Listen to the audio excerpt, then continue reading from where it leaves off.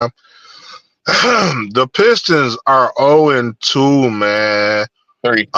We had a lot of expectations for this team. I know it's only 2 games in, so it's no 3. reason to hit the panic button yet.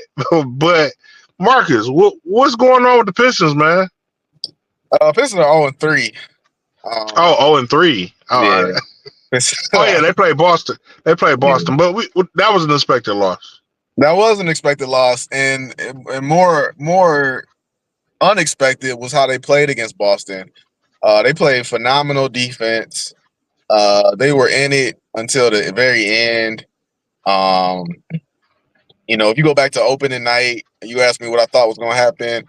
I said I thought it would be a close game against the Pacers all the way to the fourth quarter, and I said like with 4 minutes left they would be tied, and like 4 minutes left, I think it was a 1 point game, and I said it was going to come down to can K carry him home, or does Tyrese Halliburton carry the Pacers home? And I think Tyrese Halliburton hit a dagger 3. So that that game played out exactly how I thought it would.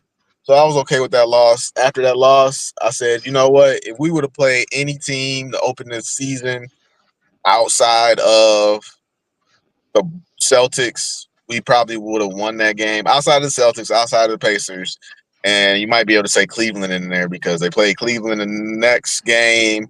They it was as close as you could get to a blowout without being a blowout. Hmm. I think they only lost by like 12, 13, 14, something like that. And then, like I said, last night against Boston, it was a very, very close game. That game came down to the final minute. I think they were within maybe 2 in the final minute, and same thing, man. They couldn't hit any shots. So if you ask me what's wrong with the team, I'll give you 3 things real quick. First thing is that the NBA hates the Pistons. At some point, I think that this will get rectified, but for the foreseeable future, Adam Silver in particular hates the Pistons.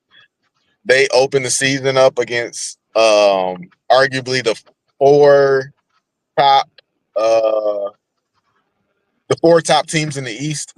Um, I don't know, maybe New York Knicks were busy, so they couldn't fit them on our schedule to start this season. But you got the Pacers, the Cavaliers, the Celtics, and Philadelphia. And I think we got Miami in there. So I feel like we should beat Miami. And I feel like we can beat the 76ers with no Joel Embiid, who's out for at least this week. I want to say he might be back. I know he says he's gonna miss a week, so he might be back. Who knows? We'll keep an eye on it. But that's one thing. The schedule to open the season is terrible. The second thing I will say is that I was on board with the Pistons signing Tobias Harris. Um, but so far, Tobias Harris hasn't looked good. uh, I was on board with them signing Tobias Harris, I always want to say Malik Monk, Malik Beasley, and Tim Hardaway Jr. Tim Hardaway Jr. and Malik Beasley have been what I thought they were going to be. Just great 3-point shooters that'll throw it up there and they'll knock down their fair share. And I thought Tobias Harris was going to be that too, but there's been times where the balls come to Tobias and he's got the open shot. He hasn't knocked down the shots. He hasn't stepped up to help carry them down the stretch. People who knocked the Tobias Harris signing said that this guy doesn't show up in the playoffs, and to which a lot of Pistons fans like myself laughed at because hey, we can't even get to the playoffs, so what do I care about that? Uh, but at this point, he's not even showing up in the fourth quarter, and I at least thought that that's what we would get, but we're not getting that. And to go along with the theme of the fourth quarter, uh, that's when they need Tobias Harris so bad because he's a veteran. And in the fourth quarter, it's like, what do we do? Oh no, it's the fourth quarter. Who's gonna take the shot? Who should it's just they just melt down in the final minutes of every game, really. Like I said, they were out of the Cleveland game, but against Boston and against Indiana, they just didn't know what to do. They would turn the ball over. They would miss shots.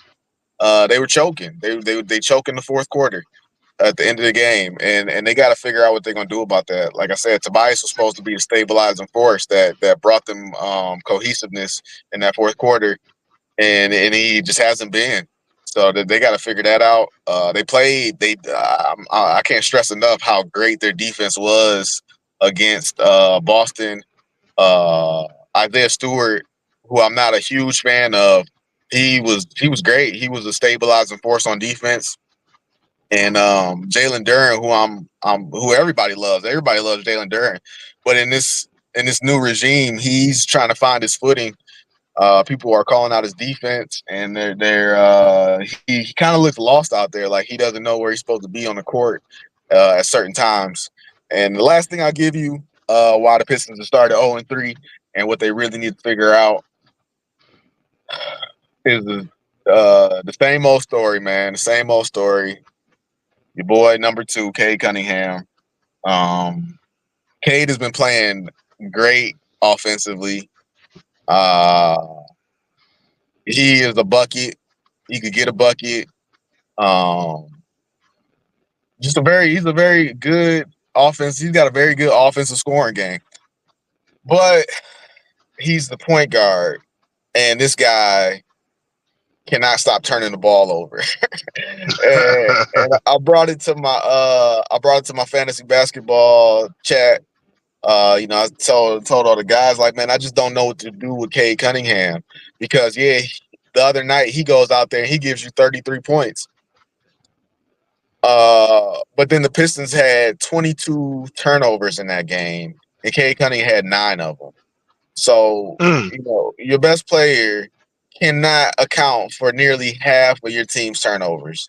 And, they came back and they said, well, you got guys like Luka and, Trae Young. Off the top of my head, I can't remember who they said, but they said Luka and some other big names in the league. With those superstars, you're going to get turnovers. And I could live with that. But Cade Cunningham, while he is playing really well, he's not on their level. He's not taking over the game in the fourth quarter is where I really need him. So Cade had 9 turnovers against Cleveland. He had 7 last night against the Celtics. And Jaden Ivey continues to play very well to where and there were times during that game where they let Jaden Ivey bring the ball up the court. And I didn't see any drop off or any problem with that. So, I banged on it last year, and I'll continue to bang on it, and I doubt it'll ever change. But, breaking up those two is still something that's in the back of my head that I'm not ready to go all in on. But letting Jaden Ivey run the point is kind of where I'm at. Jaden Ivey, last I checked during that game last night, only had 1 turnover to Cade's 7. So, I don't need my point guard turning the ball over like that. And if you put him at the shooting guard position, he can still make plays from the shooting guard position. That's fine. But letting him run the show might not be the best recipe for success. Yeah, man, I've been on the make Jaden Ivey the point guard since they drafted him, man. I don't understand, to your point, if K is making so many turnovers, why are they trying to force this guy to be the point guard? I didn't see. I don't know anything about the game last night, but I did see the stats from the Cleveland game. It seemed like the only 2 players that were making any plays in that game were K with 33 points and Jaden Ivey with 22 points. Other than that, nobody had double digits. Well, Tobias Harris had 10, but I don't know if you can really. That's barely double digits. None of the other rest of the team had double digit points in that game, and I don't think you can win a game with only 2 people scoring double digits in that game. They didn't have any help. I definitely think that if you have Jaden Ivey running the point, he could bring the ball up court. It would be less turnovers, and Cade could definitely make plays from the shooting guard position. I don't know what it's going to take for them, like you said, I don't know if it'll ever happen, but it seems like the answer is clear as day. Um, so yeah, I think that's a coaching decision that needs to be rectified. It doesn't help that we're playing the best teams in the East, not at all. Maybe as the season goes on, the chemistry will get better. Um, the Tobias Harris can finally find his groove and step up. If and Duran can find his way as they get more used to playing with each other on the court. But yeah, man, they've got a lot of things to work on. As they play some of the easier teams in the East, maybe they can pull it together. Uh, I know that Asar hasn't been playing this season. Do you think that when he come back, he will make a difference to the team? I've been, one guy I follow. That's been his solution. He's been harping on guard defensive defensive success against the opposing team's guards, and he's been disappointed in the lack of success against these guards. And his thing is that when Asar comes back, this team will definitely look better. I'm not gonna say this team won't look better when Asar comes back, but that's not necessarily my biggest takeaway on why the Pistons are losing. Um, I am excited to see when Asar comes back. I did see a headline at the bottom of the screen before it. I can't remember what the injury designation was going earlier, but I know last night they showed him as an injury, and they said it was due to reconditioning. So that's I think that's a change from what I've been seeing. Because he had the heart condition, and they've been monitoring him, and as far as I've heard, he's been good, and they're just waiting on the doctors to clear him. So if he's reconditioning and he's getting ready to come back, I'm excited for it. I think Asar will definitely look more like he did when he debuted last year under this new regime.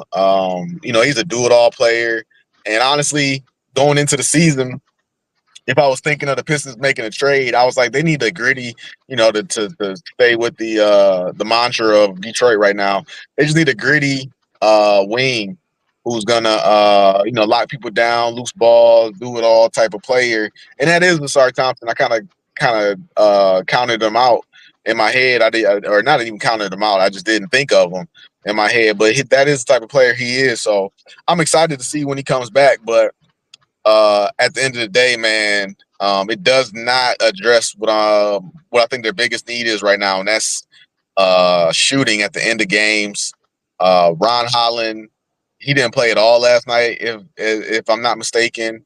He got I've never seen it, honestly. I've never seen it. He got a 6 players on the court technical foul, and I'm thinking like, oh, he's, it's like an NFL 12 man on the field. He's trying to get off the court. They put the ball in play, and he's just slowly taking his time. Boom, that's a technical foul. No, this guy was posted up. This guy was posted up in the corner, waiting for the ball, like I'm open. And they stopped the game and was like, nah, y'all got 6 players on the court. So, he's had a couple of lapses. He's kind of like I said, man, going into the season, he was that dude. He was that high engine, high motor type of guy. But it looks like they're gonna try to rein him in a little bit because he's just, he got into it in that Cleveland game. I don't think he got a foul for it, but a dude was bringing the ball up court, and Max Strus was holding on to the back of his jersey all the way up all the way up the court. And this guy just stopped, picked up the ball, and stiff arm Max Strus.